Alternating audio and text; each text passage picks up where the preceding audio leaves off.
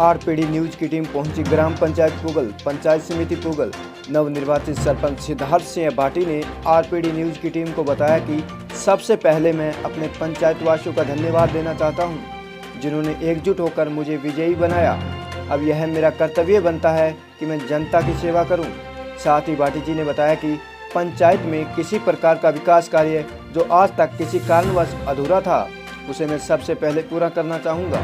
चाहे वे शिक्षा क्षेत्र में बालिका शिक्षा या युवा बेरोजगार के लिए कोई आवश्यक कदम हो अथवा किसानों के प्रति कोई विकास कार्य हो, उसमें अपनी अहम भूमिका निभाऊंगा। तो आइए सुनते हैं बाटी जी के विचारों को। और आज हम पहुंचे हैं पंचायत समिति पुगल की ग्राम पंचायत पुगल के जो युवा ऊर्जावान सरपंच वर्तमान में जो उम्मीदवारी की और गांव के लोगों ने मान सम्मान दिया, और यहाँ जो सिद्धार्थ सिंह जी बाटी सरपंच बने, उनसे खास मुलाकात कर रहे हैं कि उनके मुद्दे और एजेंडे क्या है, किन मुद्दों को लेके वो चुनाव मैदान में आए थे और वापस गांव की जनता ने उन्हें मुकुट पहनाया है। तो उस हिसाब से उनसे बातचीत करते हैं कि उनके आगे एजेंडे और मुद्दे क्या रहेंगे। Siddharth Singh ji sir, thank you so much, और बहुत अच्छा लगा आप आए। और जिस हिसाब से 28 तारीख को मुझे मैंडेट मिला और जनता ने मुझे फुल सपोर्ट करके मुझे विजयी बनाया, सबसे पहले मैं अपने ग्राम वासियों को बहुत बहुत धन्यवाद देना चाहता हूं, जिन्होंने अपना पूरा मैंडेट देके और मुझे विजय बनाया। मेरा गांव के अंदर सबसे प्राथमिकता रहती है, गांव के अंदर मूलभूत सुविधा होती है, लाइट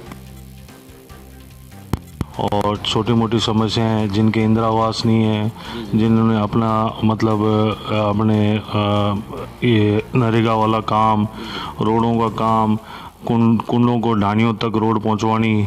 और ये जो पिछले 10-11 साल से मैंने देखा है कि पंचायती राज के से पूरे अंदर डेवलपमेंट नहीं हुआ। और मेरा एक ही मुद्दा है कि आज मैं अपनी प्रजा, मेरी जनता, मेरे भाई बहन 36 कौम मेरे जो साथ जुड़ी थी, मैं उनकी हर बात पर खरा उतरूं। मेरा काम ही बस यही है कि जनता का सेवा करना। कुल मिला के ये बात कह रहे हैं कि मुझे गांव के लोगों ने मान सम्मान दिया, तो मेरा ये एक एजेंडा है कि गरीबों के काम आऊँ, गांव के लोगों की सेवा करूं, सरकार के द्वारा जो भी जन कल्याणकारी योजना है उनका लाभ प्रत्येक ग्रामवासी तक पहुंचाऊं। तो युवा सरपंच भी काफ़ी आ रहे हैं, राजनीति में युवा अपना भाग्य आजमा रहे हैं और समाज के अंदर अपनी अहम भूमिका भी अदा कर रहे हैं। तो भाटी जी, पहले भी आप रहे अपने परिवार में?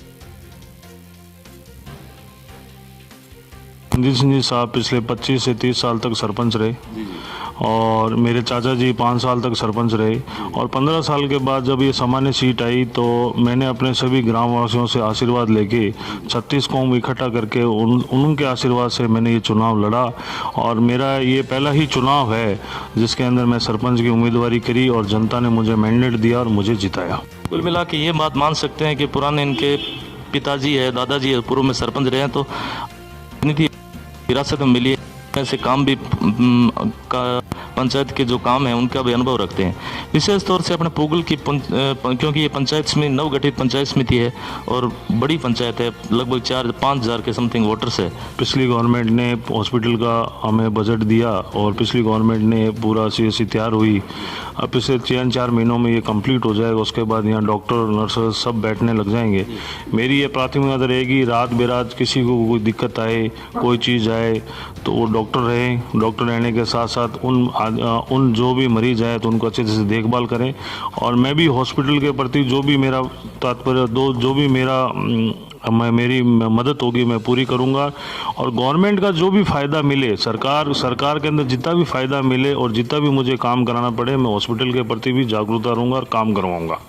बहुत अच्छी बात की। चिकित्सा क्षेत्र में प्रयास रहेंगे। अपने सरपंच साहब, इस क्षेत्र की बात करें तो यहाँ स्थानीय विधायक हैं पुगल में गोविंद राम जी मेघवाल, तो उनके प्रति क्या सोच रखते हैं आप? कौम को वो पूरी मदद करेंगे, पंचायती राज के अंदर हमें मदद करेंगे, वो हमारे हर काम में तत्पर रहेंगे। और हमारी कोशिश रहेगी, स्थानीय विधायक हैं, हमारा यही कहना मतलब है कि जो भी है और जो भी चीज़ है उनकी मदद से, उनके काम से, उनके सहयोग से जितना भी होगा, मैं अपने जितना भी होगा वो मैं सब कुछ करवाऊँगा। मिलजुल के करके काम करें बिना किसी राजनीतिक भेदभाव के, हम विकास विशेषकर विकास ही मुद्दा बनाएंगे। भाटी जी, इसके अलावा और क्या कहना चाहेंगे अपना? मेरा एक ही सपना है कि पुगल जो गांव है वो आज से नहीं, आज से 1500 साल पुराना गांव है।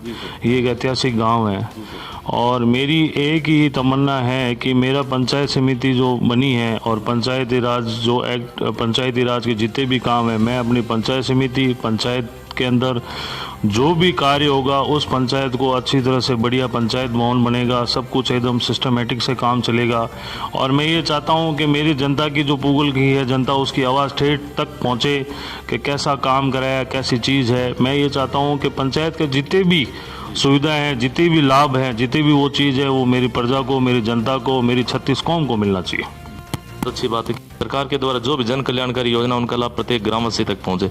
इसके अलावा भट्टी जी, अपने इस क्षेत्र की और भी बहुत सी कमियां है वैसे, क्योंकि जैसे बाल विवाह है, बहु है, दहेज प्रथा की आज भी कंडीशन है, महिलाओं पे अत्याचार हो रहे हैं। अभी हमारे क्षेत्र के अंदर ऐसा कुछ भी नहीं है, बड़ा पीसफुल क्षेत्र है और यहाँ सभी लोग, जितने भी लोग रहते हैं, भले ही वो मुसलमान हो या हिंदू हो या राजपूत हो या मेघवाल हो या कोई भी जाति को, यहाँ हमारे जातिवाद नहीं है। ये पूरा गांव ही, पूरा क्षेत्र एक मिलजुल भाईचारे के साथ रहता है, सब एक दूसरे का सम्मान करते हैं और यहाँ पर आज तक ऐसा कुछ भी नहीं हो। कानून व्यवस्थाएं बहुत सही है, लोग एक दूसरे की बात मानते हैं और मैं तो यही कहना चाहता हूं कि जब तक मुझे पता है कि इस क्षेत्र के अंदर कभी कोई ऐसी चीज़ नहीं होगी जिससे ये हो, और मेरी पूरी कोशिश रहेगी कि जो भी बच्चियां हैं वो पढ़े लिखे, अपने माँ बाप का नाम रोशन करें और जो भी बच्चे हैं वो भी इस नशे से दूर रहें और अपनी पढ़ाई को, अपनी सोच को ऊंची ले जाए। कोई युवा ही नई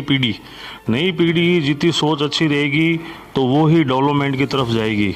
और मुझे इस क्षेत्र के अंदर अवेयरनेस को ख़त्म करना है, जिससे वो ये सोच सके कि कैसी सरकार चुननी है, कैसे जनप्रतिनिधि चुनने हैं, जिससे कारण वो उनका डेवलपमेंट हो सके।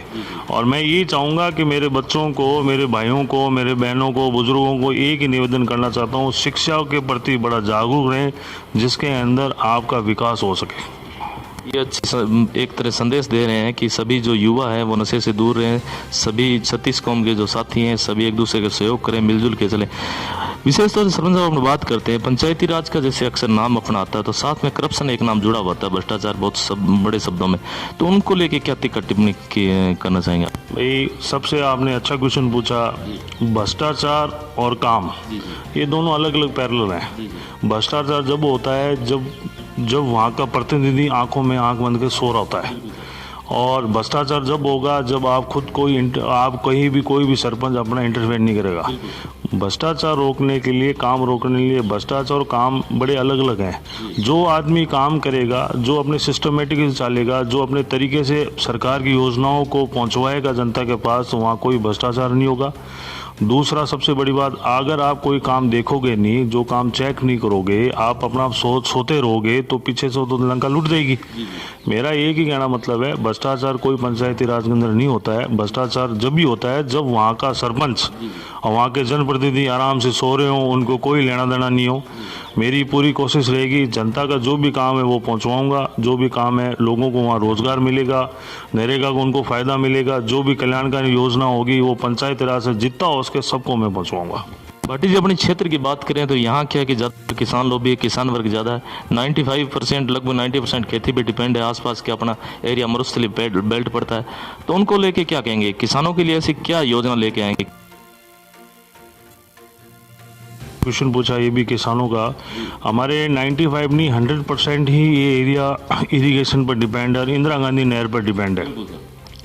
मेरा जितने भी किसान भाइयों का निवेदन है कि प्रत्येक खेत के अंदर किसान भाई अपनी डिगी बनाएं और खेती को हमेशा रोटेशन करें। एक चीज़ पर कभी कोई डिपेंड नहीं होना चाहिए। आदमी को खेती भी करनी चाहिए, पशुपालन भी करना चाहिए और भेड़ पालन भी करना चाहिए। और जितने भी मेरे किसान हैं उनको मैं एक ही निवेदन करना चाह रहा हूँ कि खेती को समय समय पर चेंज करें। जितना हो सके सरकार का जो भी फ़ायदा मिलेगा वो मैं फ़ायदा दिलाऊंगा और जो भी काम होगा और जितनी कोशिश होगी और जिससे किसानों को फ़ायदा मिल सके उसका मैं तत्पर तैयार रहूँगा। सरकार से मिलने वाली जितनी भी योजनाएं हैं वो किस की मुख्य प्राथमिकता रहेगी? ये बड़ा अच्छा क्वेश्चन है, क्योंकि ये एक ऐसी महामारी है जिसके अंदर पता नहीं चलता कब किसको क्या हो जाए। मैंने अपने प्रचार के अंदर बड़ा मास्क का यूज़ करा, सैनिटाइज़र का यूज़ रहा, सब सिस्टमेटिक से काम करा जिससे कोई दिक्कत ना आए। यहाँ भी हमने यहाँ भी जहाँ भी हमारे आदमी बैठते थे वहाँ सोशल डिस्टेंसिंग का पूरा ध्यान रखा गया। और आज भी हम किसी से मिलते हैं करते हैं तो मास्क लगाया जाता है, गाड़ी के अंदर सैनिटाइज रखा जाता है। और ये बीमारी जब भी जाएगी जब अपन खुद सुरक्षा खुद करेंगे, जब ये बीमारी जाएगी। और सबसे बड़ी बात है कि कोविड-19 के वजह से आर्थिक स्थिति बड़ी नाजुक हो गई, जिसके कारण क्या है कि लोगों के अंदर बड़ा डर सा हो गया है। और जो भी बुजुर्ग हैं, बड़े हैं, उनको भी मैं एक निवेदन करना चाहता हूं कि कहीं भी आप जाएं तो मास्क लगाएं, सैनिटाइजर यूज़ करें, अपने गाड़ी के अंदर बैठें तो पूरा ध्यान से बैठें, भीड़ भड़ाके जगह पर जाएं ना, जो भी ज़रूरत काम है वही करें और बिना मतलब कहीं घूमें नहीं। और जितना आप ध्यान रखेंगे शरीर का उतना ही आपको बचाव रहेगा। धन्यवाद सर। आज ये थी हमारी खास मुलाकात पूगल ग्राम पंचायत के जो युवा सरपंच है सिद्धार्थ सिंह जी बाटी। तो बने रहें आरपी न्यूज़ के साथ। धन्यवाद सरपंच साहब।